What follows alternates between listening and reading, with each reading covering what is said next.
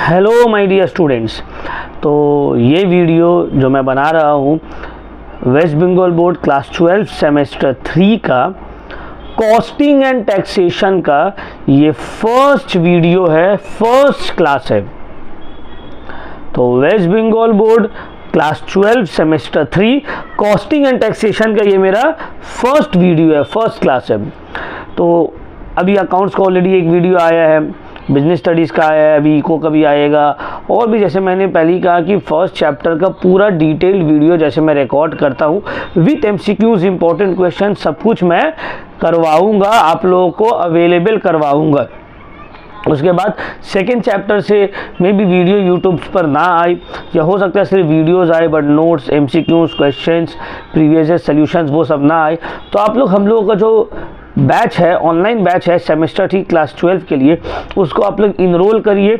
मेरा जो WhatsApp number है 8334835908, इसमें जो है आप लोग कॉल करिए या मैसेज करिए, और हम लोगों का वो जो बैच है सेमेस्टर 3 क्लास 12 का, उसमें इनरोल करिए, ताकि अपना जो जर्नी है आप लोग का बोर्ड एग्ज़ाम का, उससे जो है जुड़े रहिए हम लोगों के साथ।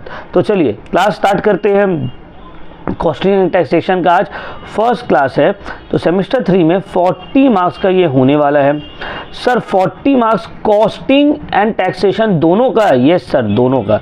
अब इसमें देखिए आप ध्यान से थोड़ा,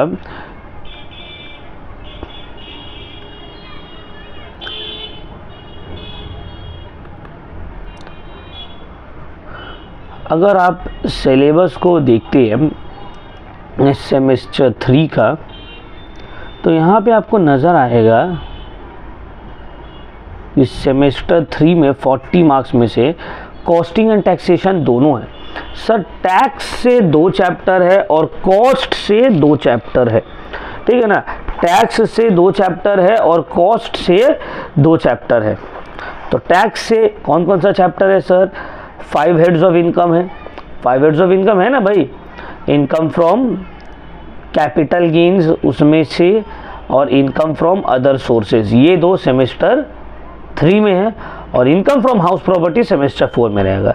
income from profits and gains of business and profession and income from salary, ये 2 चैप्टर हम लोग 11 में ऑलरेडी पढ़ लिए हैं। कॉन्सेप्ट ऑफ लेबर, इसमें दो टॉपिक है, मेथड्स ऑफ रेन्यूमरेशन, इसका एक थ्योरेटिकल पार्ट है, और एक जो है इसका प्रैक्टिकल पोर्शन है, सम्स है।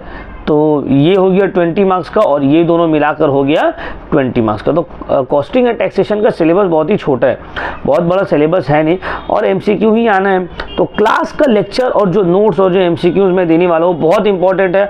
आपका 90-40 में से 35-36 मार्क्स का वही लड़ जाएगा जो मैं देने वाला हूँ आप लोगों को एग्ज़ाम से पहले, क्लास नोट्स जो मेरा रहेगा, ठीक है। तो चलिए सर स्टार्ट करते हैं। तो कौन सा चैप्टर आज हम लोग स्टार्ट करेंगे? सर आज जो चैप्टर हम लोग स्टार्ट करने वाले हैं उस चैप्टर का नाम है, उस टॉपिक का नाम है, उस यूनिट का नाम है इनकम फ्रॉम कैपिटल गेन्स।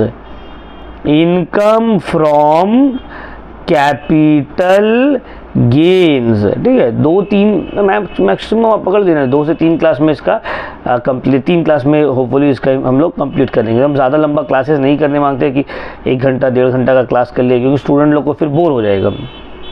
ऐसे में बोर लगने नहीं दूंगा।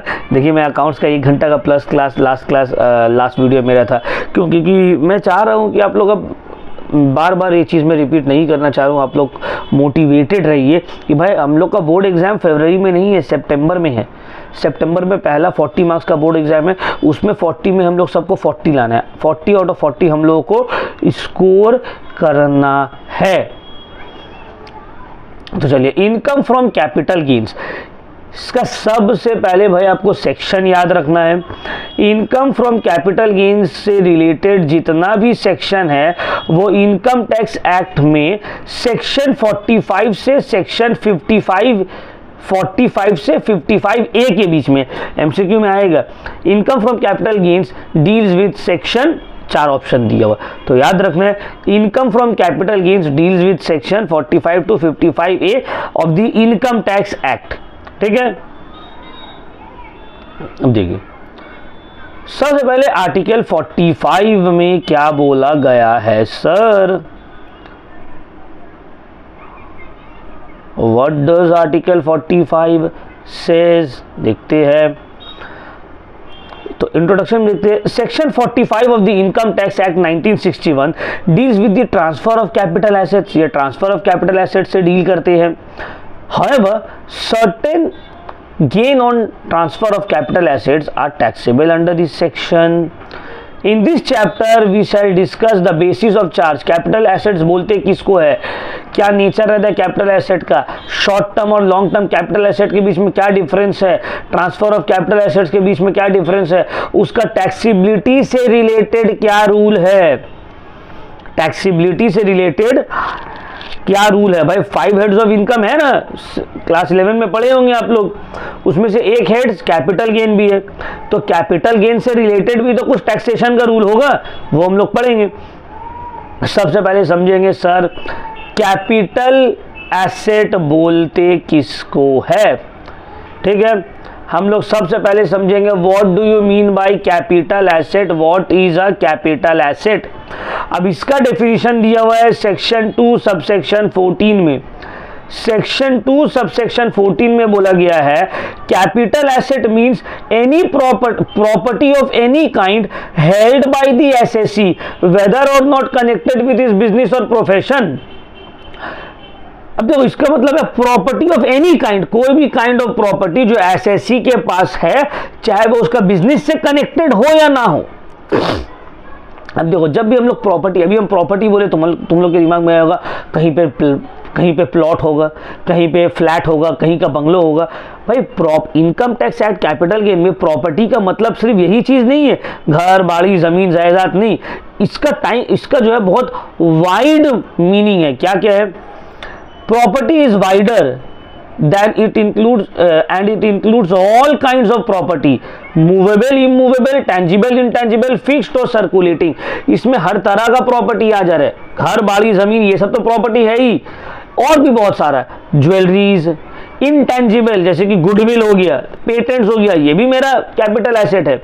Shares, debentures, these are also my capital asset. Sir ये भी क्या है, मेरा कैपिटल एसेट्स है, ठीक है ना।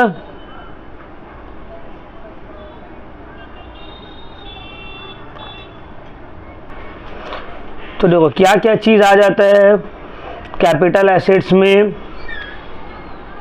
नंबर 1 हम लोग का कहीं पे प्लॉट है, लैंड है, बिल्डिंग है। नंबर 2 कोई ज्वेलरीज है, गोल्ड है, सिल्वर है। नंबर 3 कोई इन्वेस्टमेंट्स है, शेयर्स है, डिवेंचर्स है, बॉन्ड्स है, ठीक है। बहुत सारा चीज, बहुत वाइड टर्म है। कैपिटल एसेट्स फिक्स्ड भी हो सकता है, सर्कुलेटिंग भी हो सकता है, टेंजिबल भी हो सकता है, इनटेंजिबल भी हो सकता है, मूवेबल भी हो सकता है जैसे कि कार हो गया, ये सब हो गया, इमूवेबल भी हो सकता है जैसे कि बिल्डिंग हो गया, प्लॉट हो गया। क्लियर हुआ? तो एग्जांपल्स ऑफ कैपिटल एसेट देखो बहुत सारा दिया हुआ है, land and building, plant and machinery, motor car, furniture, debentures, securities मतलब शेयर्स हो गया, बॉन्ड्स हो गया, units, mutual funds, bonds, foreign exchange currency, dollar, riyal, dirham, pound, ये सब। लीज मतलब लीज होल्ड राइट हो गया, रूट परमिट होता है ना, ऑटो बस का रूट परमिट होता है, गुडविल, पेटेंट्स, ट्रेडमार्क, कॉपीराइट्स, ये सब कैपिटल एसेट्स में आता है, ये सब कैपिटल एसेट्स में आता है। तो होपफुली आपको क्लियर हो गया कैपिटल एसेट्स का मतलब क्या है सर। चलिए अब हम लोग आगे आते हैं।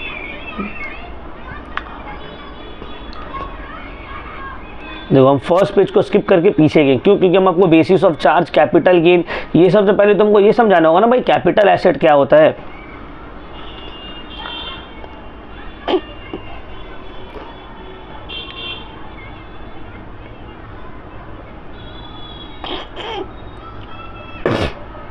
बेसिस ऑफ चार्ज देखो सेक्शन 45 सबसेक्शन 1 में बोला गया है, any profit or gain arising on transfer of capital asset shall be chargeable to income tax under the head capital gains in the previous year in which the transfer took place provided such capital gains are not exempted. क्या बोला है, तो normal language में बोले तो ये बोला है, कोई भी कैपिटल गेन आपको हो रहा है सेल से या ट्रांसफर ऑफ कैपिटल एसेट से, उसको हम लोग चार्ज करेंगे under the head capital gains, provided वो जो कैपिटल गेन है वो एग्जेम्प्टेड नहीं होना चाहिए, एग्जेम्पशन नहीं रहना चाहिए।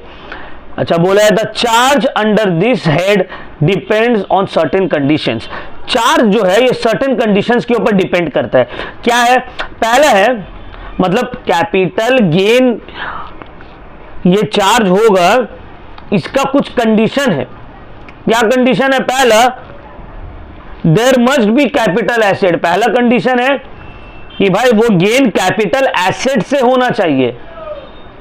मान लो किसी का कपड़ा का बिजनेस है, कपड़ा बेचकर पैसा कमा रहा है, तो भाई वो कैपिटल एसेट थोड़ी है, प्रॉफिट तो हुआ, गेन तो हुआ, बट वो कैपिटल गेन नहीं है, क्योंकि कपड़ा जो है वो उसका ट्रेडिंग गुड है, वो तो उसका स्टॉक इन ट्रेड है, वो तो बिजनेस का इनकम हुआ है, कैपिटल गेन नहीं हुआ, वो इनकम फ्रॉम बिजनेस में जाएगा, कैपिटल गेन में नहीं आएगा। तो there must be a capital asset, वो कैपिटल एसेट रहना चाहिए। दूसरा, कैपिटल एसेट ट्रांसफर या सेल हुआ हो प्रीवियस ईयर में। तीसरा, उस कैपिटल एसेट को ट्रांसफर करके या सेल करके प्रॉफिट हुआ हो या लॉस हुआ हो, प्रॉफिट हुआ हो या लॉस हुआ हो। तो ये तीन कंडीशन फुलफिल होगा तभी चार्ज होगा कैपिटल गेन में। कैपिटल एसेट्स होना चाहिए, कैपिटल एसेट प्रीवियस ईयर में ट्रांसफर होना चाहिए, कैपिटल एसेट के ट्रांसफर और सेल की वजह से प्रॉफिट या लॉस होना चाहिए। क्लियर हो गया भाई। और एक और पॉइंट, वो जो कैपिटल गेन हुआ है एसेट को ट्रांसफर करके, वो एग्जेम्प्टेड इनकम में नहीं रहना चाहिए। बहुत सारा टाइम एग्जेम्पशन रहता है, तो एग्जेम्पशन रहा ना सर, तब फिर कैपिटल गेन में वो चार्ज नहीं होगा। क्लियर, होपफुली आपको सब कुछ समझ में आ गया होगा। तो चलिए, कैपिटल एसेट्स हो गया। अच्छा, समझ में आ गया सर कैपिटल एसेट्स का मतलब क्या है और बेसिस ऑफ चार्ज क्या है। चलिए अब हम लोग आएंगे एग्जाम्पल्स ऑफ एसेट। देखो, जो सुन के लगेगा वो कैपिटल एसेट्स है, बट एक्चुअली में वो कैपिटल एसेट्स नहीं होता है। तो एग्जाम्पल्स ऑफ एसेट्स याद रखना है, एग्जाम्पल इंपॉर्टेंट है, वेरी इंपॉर्टेंट, ठीक है ना। एमसीक्यूज में ना बाबू ये सब का इंपॉर्टेंस बहुत बढ़ गया है। लिखने वाले में क्या था, 4 मार्क्स का 4 पॉइंट लिखते, भी एमसीक्यू सब पढ़ना होगा आपको, सब याद रखना होगा। कौन वाला ऑप्शन रहेगा नहीं रहेगा वी डोंट नो, ठीक है। Examples of assets which are not treated as capital assets. कुछ एसेट्स का एग्जाम्पल जो कैपिटल एसेट की तरह जिसको ट्रीट नहीं किया जाता है।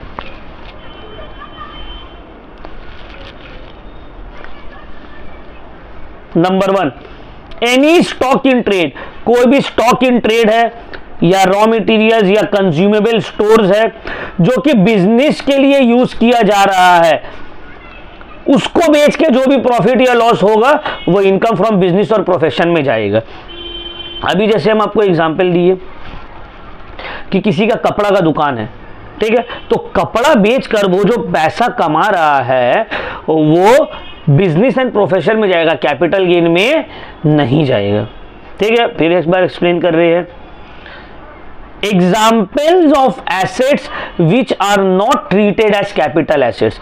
कुछ एसेट्स का एग्जाम्पल दिया हुआ है जिसको हम लोग कैपिटल एसेट्स के तरह ट्रीट नहीं करते हैं। पहला है इसमें से एनी स्टॉक इन ट्रेड, कोई भी stock in trade, consumable stores या रॉ मटेरियल्स जिसको हम लोग बिजनेस के पर्पस के लिए या प्रोफेशन के पर्पस के लिए यूज कर रहे हैं, उसको as a capital asset treat नहीं करेंगे। उससे जो भी प्रॉफिट या लॉस होगा उसको बेचकर या उसको ट्रांसफर करके वो income from business and profession में जाएगा। फॉर एग्जाम्पल, मान लीजिए किसी का कपड़ा का दुकान है, तो कपड़ा का दुकान में जो कपड़ा है, जीन्स, टी शर्ट्स, ट्राउजर्स, ये सब तो उसके लिए रॉ मटेरियल, उसके लिए स्टॉक इन ट्रेड है ना, तो स्टॉक इन ट्रेड है वो। या मान लो कोई रेडीमेड कपड़ा बना रहा है, तो वो बहुत सारा क्लॉथ लाया, तो क्लॉथ ला के वो शर्ट या जीन्स या पैंट सिलाई करेगा, तो वो जो क्लॉथ है उसके लिए रॉ मटेरियल्स है। तो अगर रॉ मटेरियल्स या स्टॉक इन ट्रेड कपड़ा या ये सब बेचकर कमा रहा है एक कपड़ा वाला, तो उसके लिए ये कैपिटल एसेट नहीं होगा, उसके लिए ये तो स्टॉक इन ट्रेड है। तो जो भी मुनाफा या नुकसान वो इस चीज को बेचकर कमाएगा वो income from business and profession में जाएगा, इनकम फ्रॉम कैपिटल गेन में नहीं आएगा। ठीक है। दूसरा, एनी मूवेबल प्रॉपर्टी, कोई भी मूवेबल प्रॉपर्टी वो कैपिटल एसेट्स की तरह उसको ट्रीट नहीं करेंगे, including wearing apparel and furniture held for personal use by the assessee or the member of his family, that is personal effect. देखो आर्टिकल्स ऑफ पर्सनल इफेक्ट बोलते हैं, मतलब जैसे कि ये टी शर्ट तो ये मेरा पर्सनल यूज के लिए है ना, इसको बेचेंगे, बेचकर कुछ कमा रहे हैं या नुकसान हो रहा है, कैपिटल एसेट में वो ट्रीट नहीं होगा। घड़ी, ये मेरा वॉच हो गया, जूता या घर का फर्नीचर, फर्नीचर कैपिटल एसेट्स होता है जनरली, बट जो घर का फर्नीचर है जिसको एसएससी या उसका फैमिली मेंबर, जो डिपेंडेंट फैमिली मेंबर है, अपने पर्सनल यूज के लिए इस्तेमाल कर रहा है, तो उसको हम लोग as a capital asset treat नहीं करेंगे, उसको हम लोग बोलेंगे आर्टिकल्स ऑफ पर्सनल इफेक्ट। क्या बोलेंगे? Articles of personal effect, but it does not include the following. देखो अभी हम क्या बोले, एकदम ध्यान से समझना है। हम बोले कि कोई भी मूवेबल प्रॉपर्टी हो जो अपने पर्सनल यूज के लिए एसएससी रखता है, जैसे कि कपड़ा हो गया, जूता हो गया, घड़ी हो गया, स्पेक्ट्स हो गया, या घर का फर्नीचर, या उसके डिपेंडेंट यूज कर रहे हैं। डिपेंडेंट मतलब मान लो हम अर्न करें तो मेरी वाइफ, मेरे बेटा, मेरी माँ, मेरे छोटा भाई है, मेरे फादर है, तो ये लोग यूज करें, तो ये लोग तो डिपेंडेंट फैमिली मेंबर है, मेरे ऊपर डिपेंडेंट है, तो ये लोग भी अगर फर्नीचर यूज कर रहा है मेरा पैसा का, तो भी वो कैपिटल एसेट में उसको ट्रीट नहीं करेंगे, क्योंकि ये सब है articles of personal effect. But personal effect में बहुत सारा आइटम्स नहीं आता है जो कि इंसान अपने पर्सनल इस्तेमाल के लिए ही यूज करता है, फिर भी इनकम टैक्स में बोला कि नहीं नहीं ये पर्सनल इफेक्ट में काउंट नहीं होगा बाबू।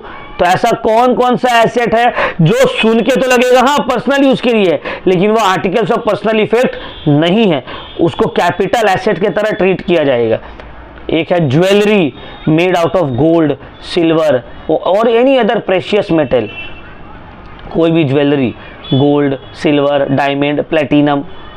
अब देखो ज्वेलरी तो इंसान अपना पर्सनल यूज के लिए रखते हैं, बट उसको आर्टिकल्स ऑफ पर्सनल इफेक्ट नहीं बोला गया, उसको कैपिटल गेन्स में कैपिटल एसेट बोला गया। क्यों? वरना सब आदमी क्या करेगा, ज्वेलरी खरीद लेगा, बोलेगा हम तो पहनने के लिए खरीदा है, दाम बढ़ा, बेच दिया, पैसा कमा लिया, बोला हाँ भाई चलो कोई टैक्स नहीं देंगे। क्यों क्यों क्यों? क्योंकि तो आर्टिकल्स ऑफ पर्सनल इफेक्ट है। तो गवर्नमेंट बोल रहा है कि नहीं भाई हम लोग इतना ज़्यादा बेवकूफ़ नहीं है। ज्वेलरी भले आपका आर्टिकल्स ऑफ पर्सनल इफेक्ट हो, आप पर्सनल यूज के लिए खरीद रहे हैं, खुद पहनने के लिए, आपकी वाइफ, आपकी मम्मी, आपके बेटी, ये लोग को पहनाने के लिए आप खरीद रहे हैं, डिपेंडेंट फैमिली मेंबर पहन रहा है, आर्टिकल्स ऑफ पर्सनल इफेक्ट है, पर्सनल यूज के लिए ही है, बट उसको आर्टिकल्स ऑफ पर्सनल इफेक्ट में काउंट नहीं किया जाएगा, उसको एज ए कैपिटल एसेट ही ट्रीट किया जाएगा। अदरवाइज आप तो अपना पूरा पैसा को गोल्ड में कन्वर्ट कर देंगे टैक्स देखने का टैक्स को बचाने के लिए। समझ में आ रहा है? दूसरा है आर्कियोलॉजिकल कलेक्शन, किसी को शौक है पुराना जमाना का कॉइन्स, तलवार, सील्स कलेक्ट करने का, उसमें देखते हो ना एक एक जो है तलवार इतना में बिक गया, इतना में बिका, क्यों?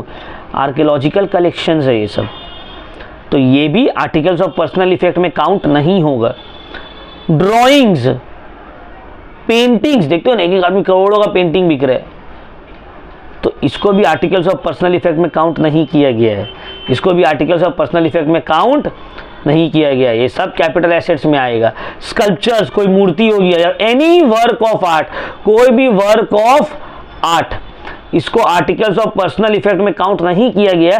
अदरवाइज अमीर लोग इसको जरिया बना लेगा ना ब्लैक मनी को छुपाने का या टैक्स से बचने का, बोल दे अच्छा एक काम कर, तो वो मूर्ति हम खरीद ले रहे 100 करोड़ में, अब जो दाम बढ़ेगा इसका मार्केट में 200 करोड़ में बेच देंगे, बोलेंगे जो तो 100 करोड़ हम कमाए हैं, प्रॉफिट किए, इसके ऊपर हम कोई टैक्स नहीं देंगे क्योंकि आर्टिकल्स ऑफ पर्सनल इफेक्ट था। गवर्नमेंट बोलेगा जाओ जाके निषाद सर का कोचिंग ज्वाइन करो, नॉलेज नेशन ज्वाइन करो और जाकर नॉलेज लो कि आर्टिकल्स ऑफ पर्सनल इफेक्ट में स्कल्पचर्स, पेंटिंग, ड्राइंग्स ये सब कंसीडर नहीं किया जाता है। समझ में आ रहा है?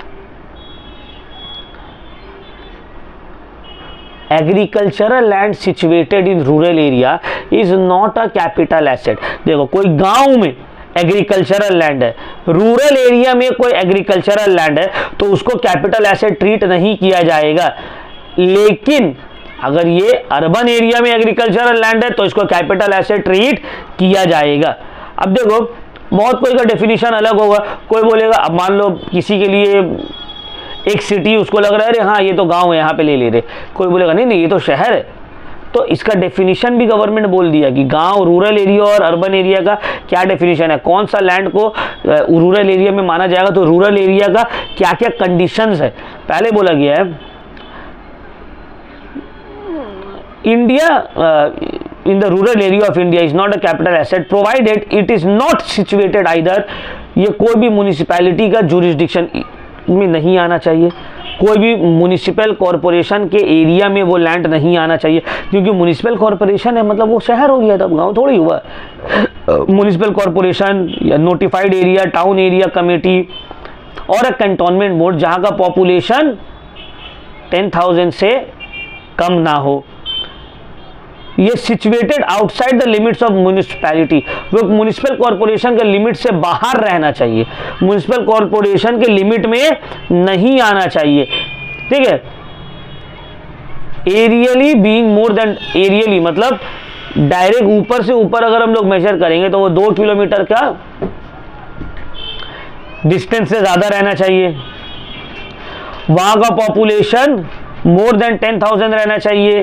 ठीक है, मतलब मोटा मोटी ये समझ लेना है कि अगर रूरल एरिया में लैंड, इतना डिटेल में शायद ही क्वेश्चन आए, रूरल एरिया में अगर लैंड है तो वो agricultural land capital asset treat नहीं होगा, अर्बन एरिया में तो वो ट्रीट होगा। फिर और कौन कौन सा एसेट्स का एग्जाम्पल है जो कि कैपिटल एसेट ट्रीट नहीं होता है, ये सब के अलावा stock in trade, movable property, articles of personal effect, but personal effect में ये सब नहीं आता, तो ये सब कैपिटल एसेट्स है, याद रखना है। एग्रीकल्चरल लैंड, फिर हो गया 6.5% gold bond, 7% gold bond, national defence gold bond, जितना भी गोल्ड बॉन्ड है वो सब कैपिटल एसेट नहीं है। Gold bonds, special bearer bonds issued by the central government, gold deposit bonds issued under scheme 1999, ये सब कैपिटल एसेट ट्रीट नहीं होता, ये सब में कैपिटल एसेट ट्रीट नहीं होता है, ये सब को हम लोग कैपिटल एसेट नहीं मानते हैं। ठीक है,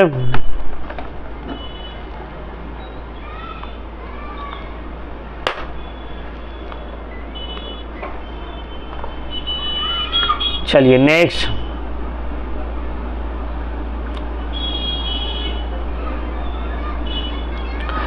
सर आप बोले personal, articles of personal effect जो है, articles of personal effect capital assets treat नहीं किया जाता है, बट फिर आप बोल दिए sir capital articles of personal effect में ज्वेलरी नहीं आएगा, ड्राइंग्स नहीं आएगा, आर्कियोलॉजिकल पेंटिंग्स नहीं आएगा, स्कल्पचर्स नहीं आएगा, तो sir articles of personal effect में आएगा क्या? देखो यहाँ पे बता दिए, personal effects such as furniture, motor car, अपना बाइक हो गया, यूटेंसिल्स, हड़िया बर्तन हो गया। वेयरिंग अपैरल, वेयरिंग अपैरल का मतलब हो गया घड़ी, wrist watch, mobile phones, dress, कपड़ा। ठीक है ना। Held for personal use by the assessee or his dependent are not regarded as capital asset, ये सब कैपिटल एसेट्स में नहीं आएगा। तो any such profit or gain arises on transfer of such assets are not chargeable to tax or capital gains. तो देखो articles of personal effect जो रहता है वो सब ये आ गया। इसीलिए देखते हो बहुत सारा प्लेयर्स लोग, सेलिब्रिटी लोग करोड़ों का वॉच पहनते हैं, उसमें उन लोग का टैक्स का भी बचत है।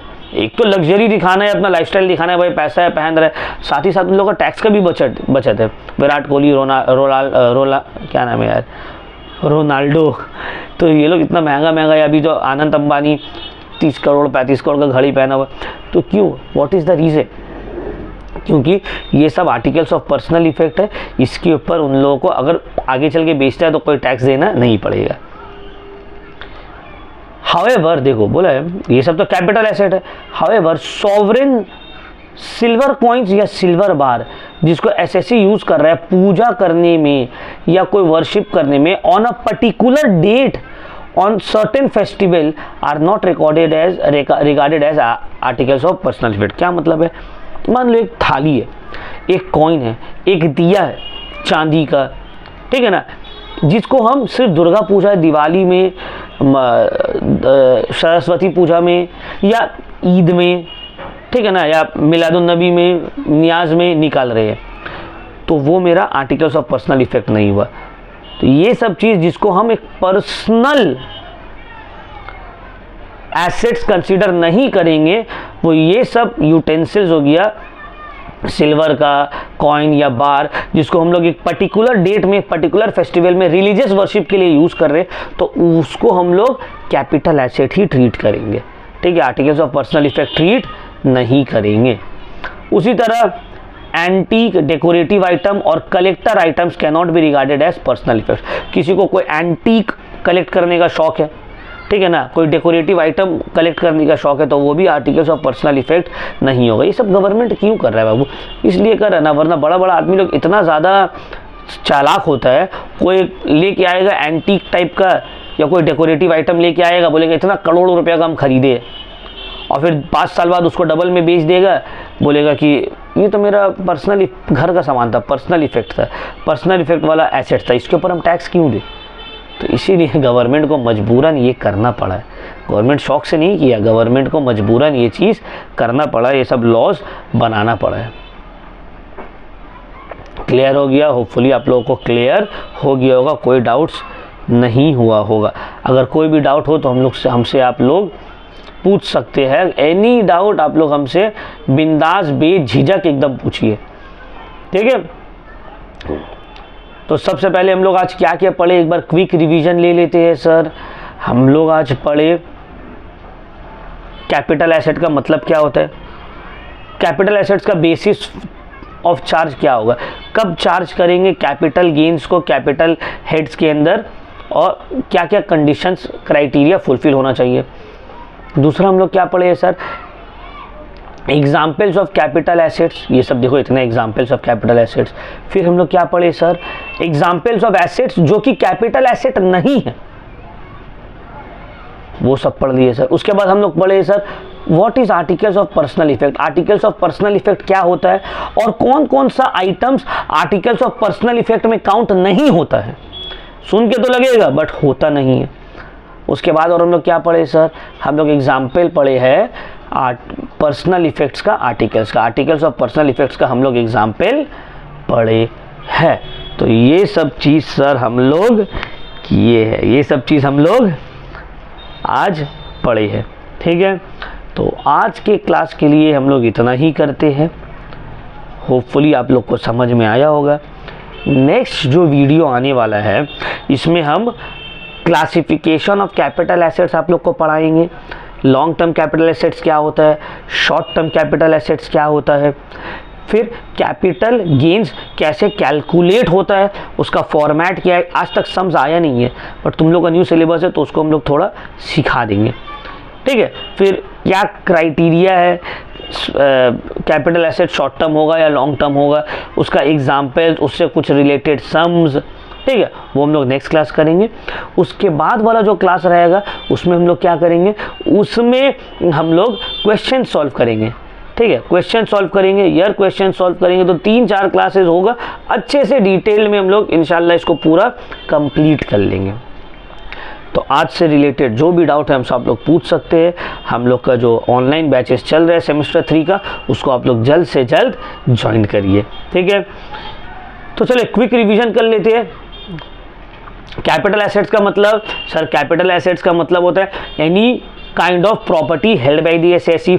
एसएससी कोई भी प्रॉपर्टी जो अपने पास रखा है, चाहे वो मूवेबल हो, जैसे कि मूवेबल प्रॉपर्टी का मतलब हो गया जैसे कि आपका समझ लो मशीनरी हो गया, फर्नीचर्स हो गया। इमूवेबल हो, लैंड एंड बिल्डिंग हो गया। टेंजिबल हो, लैंड बिल्डिंग प्रॉपर्टी। इनटेंजिबल हो, जैसे कि गुडविल पेटेंट्स हो गया, समझ में आ गया ना, शेयर्स डिवेंचर्स हो गया। तो ये सब कैपिटल एसेट्स में आ जाएगा। अब कैपिटल कुछ एसेट्स है जो कैपिटल एसेट्स नहीं होता है, वो सब क्या है, जैसे कि stock in trade, land in agriculture, land in rural area, फिर special bearer bonds, gold bonds, ठीक है ना। देख रहे हैं यहाँ पे बहुत सारा दिया हुआ है। और articles of personal effects, articles of personal effects का मतलब होता है वॉचेस, फर्नीचर्स, क्लोथ्स, ठीक है, जो एसएससी या उसका डिपेंडेंट यूज़ कर रहा हो, mobile phones, utensils, motor cars, ठीक है। अच्छा, कौन कौन सा आर्टिकल्स ऑफ पर्सनल इफेक्ट में नहीं आता है? ज्वेलरीज नहीं आएगा, archaeological collections, sculptures, paintings, drawings, any work of arts, antiques, ये सब आर्टिकल्स ऑफ पर्सनल इफेक्ट में नहीं आएगा। सिल्वर बार्स और silver coins held by the assessee और उसको पूजा के लिए यूज़ कर रहा है एक पर्टिकुलर डेट में, एक पर्टिकुलर फेस्टिवल में, वो भी आर्टिकल्स ऑफ पर्सनल इफेक्ट में नहीं आएगा। ठीक है, होपफुली समझ में आ गया आप लोग को। अगर कोई डाउट्स है, मेरा व्हाट्सएप नंबर आप लोगों के लिए हमेशा अवेलेबल है। आप लोगों में से कोई भी डाउट हो, मेरा ये 8334835908, यू कैन मैसेज मी और सेंड अ वॉइस नोट और कॉल मी। तो कॉल हो सकता है जब मैं स्कूल में पढ़ाता हूँ या कोचिंग में पढ़ाता रहूँ तो मैं कॉल ना उठाऊँ, तो आप लोग मुझे व्हाट्सएप भी कर सकते हैं, व्हाट्सएप कर दीजिए, वॉइस नोट भेज दीजिए। जैसे ही मैं फ्री होऊंगा आपको या तो कॉल बैक करूँगा या आपका मैसेज को सीन करके ज़रूर रिप्लाई करूँगा। ऐसे कभी हो नहीं सकता कि मैं रिप्लाई नहीं करूँ। I will reply you as soon as possible, within few minutes और आवर मैं जो है आप लोगों को रिप्लाई कर दूँगा। ठीक है, तो चलिए आज के लिए इतना ही। तो नेक्स्ट क्लास हम लोग फिर से कंटिन्यू करेंगे। ठीक है।